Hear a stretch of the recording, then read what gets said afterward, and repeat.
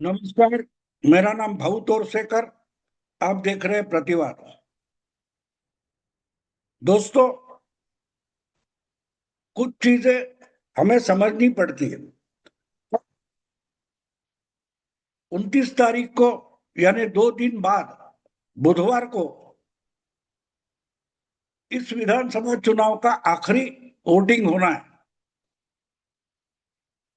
4 विधानसभा, एक केंद्र शासित प्रदेश का विधानसभा का वोटिंग पहले ही हो चुका है। बंगाल का आधा वोटिंग हो चुका है। असम, केरल, तमिलनाडु का पूरा हो गया है और बंगाल का आधा वोटिंग बाकी है। 142 सीट के लिए 29 को बुधवार को वोटिंग होगा और उस शाम को 7:30 बजे के बाद हमारे सामने एग्जिट पोल भी आ जाएंगे। लेकिन वो एग्जिट पोल कितने सही होंगे किसको पता नहीं। आज जो मैं बोल रहा हूँ पिछले कुछ दिनों से बोल रहा हूँ और उस दिन के एग्जिट पोल, उसमें कुछ भी फर्क नहीं होता, क्योंकि वो नतीजे नहीं होते। वोटिंग के बाद जो मतगणना होती है, उस मतगणना के नतीजे असली परिणाम दिखाते हैं, क्योंकि उससे सत्ता किसी की जाती है या किसी की आती है या किसी की सत्ता कंटिन्यू होती है। पिछले एक चुनाव में ममता दीदी ने लेफ्ट फ्रंट की सत्ता, वामपंथियों की सत्ता कब्जा कर ली थी, हासिल कर ली थी और 2 बार ममता ने अपनी सत्ता कायम रखी है। बीजेपी पिछले चुनाव से 5 साल पहले से बीजेपी ममता को हटाना चाहती है, तो कब्जा करना चाहती है। तो ऐसे में जब तक नतीजे सामने नहीं आते तब तक ये खेल चलता रहता है। कोई सट्टा बाजार लेके आएगा, कोई फलौदी बाजार लेके आएगा, कोई पोली मार्केट लेके आएगा। अपने अपने तरीके होते हैं। कोई पॉलिटिकल साइंस का स्टूडेंट हो, अभ्यासक हो, वो अपने तरीके से राजनीति और चुनाव का अंदाज हमारे सामने रखता है। मैं भी, मेरा एक अलग तरीका है। मैं साइको पॉलिटिकली चुनाव का आकलन करता हूं। जो मुझे वीडियो में दिखाई पड़ता है, अलग अलग इंटरव्यू होते हैं, अलग अलग नेताओं के बयान होते हैं, अलग अलग परिस्थितियां होती है, अलग अलग घटनाएं होती है। मैं उनका अभ्यास करता हूं अपने तरीके से। उसमें बयान कौन क्या दे रहा है वो मुझे बहुत इंटरेस्टिंग नहीं लगता। उससे भी ज्यादा मैं बॉडी लैंग्वेज पर ध्यान देता हूं। जो बात कर रहा है वो नेता हो या आम नागरिक हो, वो क्या शब्द बोल रहा है उससे भी ज्यादा उसके हाव भाव क्या है, उसकी बॉडी क्या बोल रही है, उसका मौन क्या बोल रहा है, उसकी आंखें क्या बोल रही है, उस पर मेरा ध्यान होता है। मैं उस आधार पर मेरे अंदाज व्यक्त करता हूं। तो पिछले कुछ महीनों से मैं ये देख रहा था। तो जब एसआर चल रहा था, यानी जहां जहां चुनाव हो गए वहां वहां एसआर हो गया। एसआर का मतलब स्पेशल इंटेंसिव रिवीजन, यानी वोटर लिस्ट जो है, उस वोटर लिस्ट में सुधार किया गया। जिनके नाम वोटर लिस्ट में है फिर भी वो वहां रहते भी नहीं, शायद जिंदा भी नहीं है या गायब हो गए, ऐसे लोगों का काटा गया और नए जो कोई है उनके डॉक्यूमेंट चेक करके उनको वोटर लिस्ट में लाया गया। अब ये ममता दीदी ने एक संघर्ष के लिए मुद्दा बनाया। वैसे तो असम हो, तमिलनाडु हो, केरल हो, हर जगह एसआर हुआ है। तो जितना तमाशा ममता ने किया वो अगर बाकी राज्यों में नहीं हुआ तो बंगाल में कुछ गड़बड़ है, ममता में कुछ गड़बड़ है, ये तो मानना पड़ता है। कि अगर तमिलनाडु में कोई चिल्ला नहीं रहा है, संघर्ष नहीं कर रहा है, ना कोर्ट कचहरी जा रहा है, तो ममता क्यों जा रही है? ममता क्यों इस बात पर मुद्दा बनाकर धरना वगैरह कर रही है? तो बात साफ थी कि वोटर लिस्ट से ममता का नुकसान होने वाला है। और ऐसी जो बैकग्राउंड बनाई गई आंदोलन की कि मानो ममता को वोट देने वाला बहुसंख्यक मुस्लिम कुछ 27-30% वगैरह बंगाल में है, उनके ही ज्यादा नाम काटे गए। ये प्रचार हुआ, ये नैरेटिव बनाया गया। लेकिन असलियत में देखा गया, जब नाम और आंकड़े सामने आ गए तो पता चला कि मुस्लिमों के साथ साथ बहुत सारे हिंदू नाम भी वोटर से कट गए, वोटर लिस्ट से कट गए। 91 लाख वोटर के नाम कट गए, उसमें 40-50 लाख हिंदुओं के भी नाम है, क्योंकि बहुत सारे बंगाल छोड़कर गए या मर भी गए, वो वोटिंग देने नहीं आते, फिर भी उनके नाम थे। तो ममता के चिल्लाने का कारण सीधा सीधा था, ममता के गुंडे उसी नाम पर जाकर बिंदास वोट देकर आते थे। ममता के पार्टी के कार्यकर्ता केडर जिसको माना जाता है, वह एक्चुअली गुंडे हैं। अपने अपने मोहल्ले के, अपने अपने गली के, अपने अपने बस्ती के जो गुंडे हैं, वो तृणमूल के केडर होते हैं, कार्यकर्ता होते हैं। वो आसपास के इलाके में जो नागरिक है उनमें दहशत खड़ी कर देते हैं, और जब दहशत खड़ी हो जाती है तो एक वोट देने का अधिकार पूरा करने के लिए कोई अपनी जान से नहीं खेल सकता। पर्टिकुलरली जो मेहनत करके अपनी जिंदगी जी रहा है, वो एक वोट के लिए मारामारी नहीं करेगा, किसी से लड़ेगा नहीं। तो उनको डरा कर रखो, और उनके नाम पर ये ममता के गुंडे जाकर वोटिंग करते थे, और जिसके नाम पर वोट करेंगे वो अगर आ गए तो गड़बड़ होती थी। तो सबसे बड़ा एडवांटेज ये था, जो वोटर है ही नहीं, जो जिंदा नहीं है, जो बंगाल में नहीं है, ऐसे नाम रजिस्टर किए गए थे और उनके नाम पर भरपूर वोट दिए जाते थे, और ममता बड़ी ताकत में चुनकर आती थी। इस बार जब ये शुरू हो गया, तब ममता ने धोखा पहचाना कि इसमें मेरे बोगस वोटर ज्यादा से ज्यादा काटे जाएंगे। अगर वोटर लिस्ट में है तो दिखाओ, तुम कहाँ हो, तो कहाँ रहते हो, तुम्हारा तुम्हारी पहचान क्या है, तुम्हारे माँ बाप कौन है, तुम कहाँ से आए हो, ये पूरा अगर चेकिंग किया गया, छटनी की गई, तो अपने बहुत सारे वोटर काटे जाएंगे। अगर बोगस वोटर नहीं होंगे तो मेजोरिटी कैसी लाएंगे। इसलिए ममता चिंता में थी, और इसी के लिए ममता ने एसआर का मुद्दा बनाया, जो केरल, तमिलनाडु या असम में मुद्दा बना ही नहीं। लेकिन ममता एक बात भूल गई थी, उन्होंने कहा था कि अमित शाह कितना भी जाल लगाए, शिकंजा लगाए, मैं उसमें फंसने वाली नहीं हूं। लेकिन ममता को पता ही नहीं चला कि शिकंजा कौन सा है, शिकंजा कौन सा है, ट्रैप कहां लगाया गया है, ये ममता को पता नहीं था।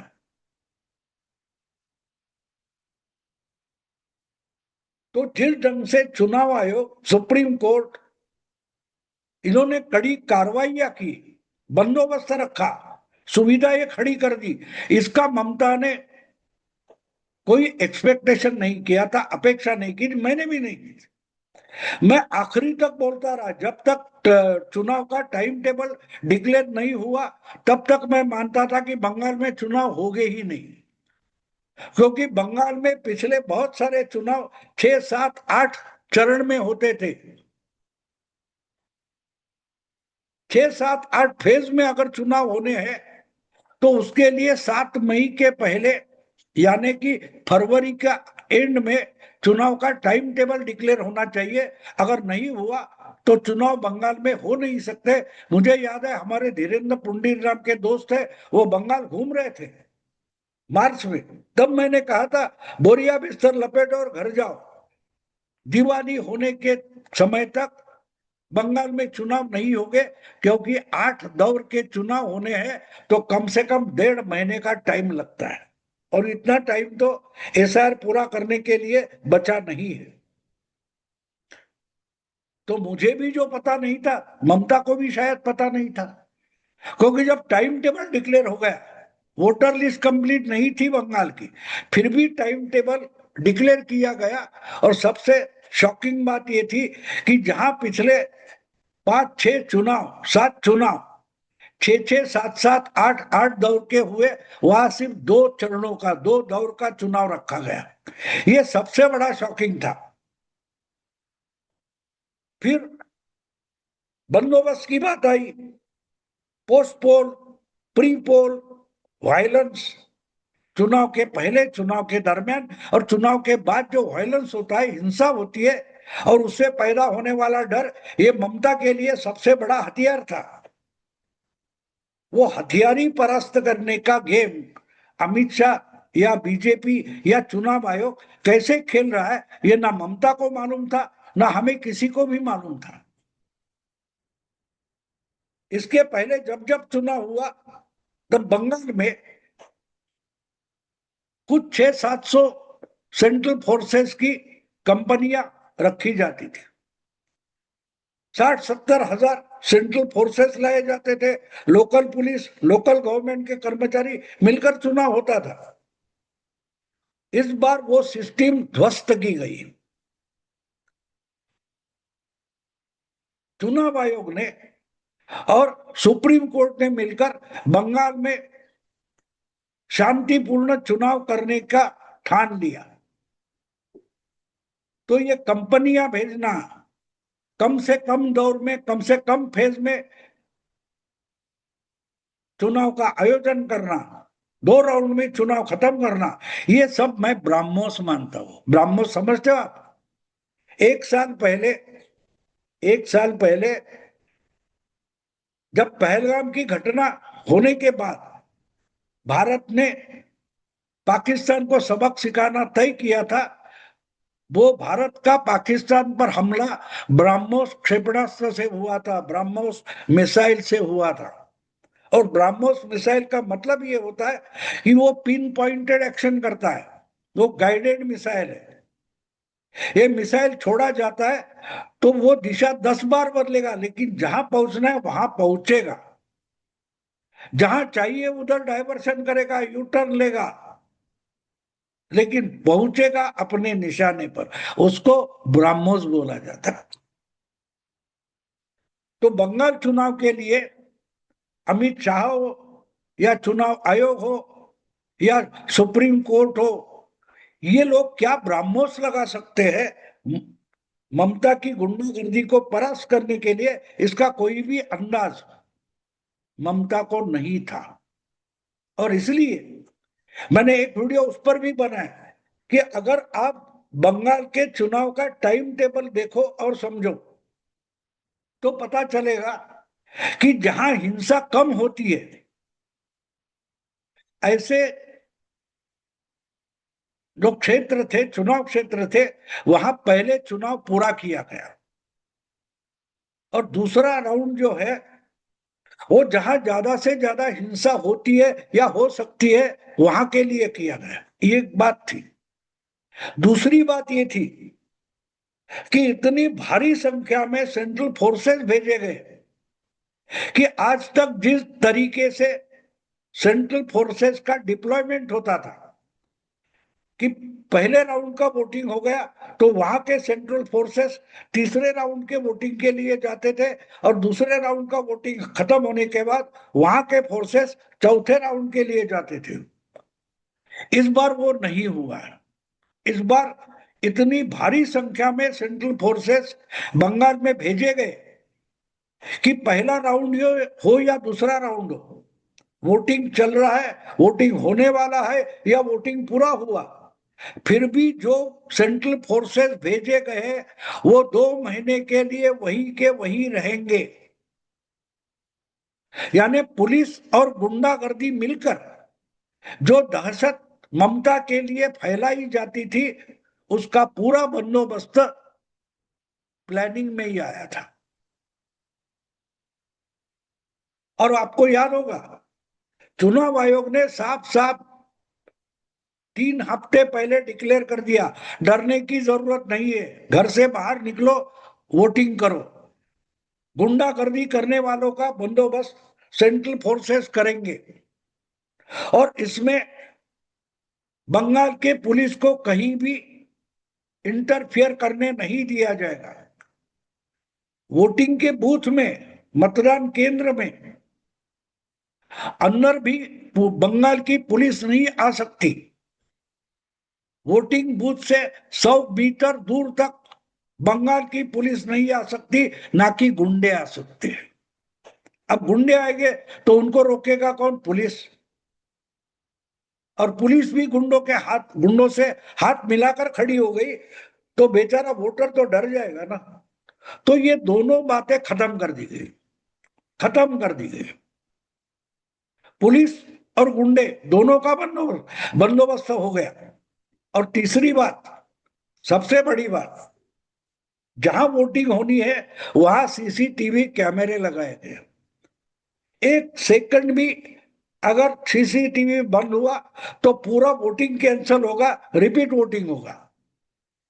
तो जो जो ममता के हथियार थे दहशत फैलाने के लिए, वो सारे हथियार निरस्त्र किए गए, उनकी धार काटी गई।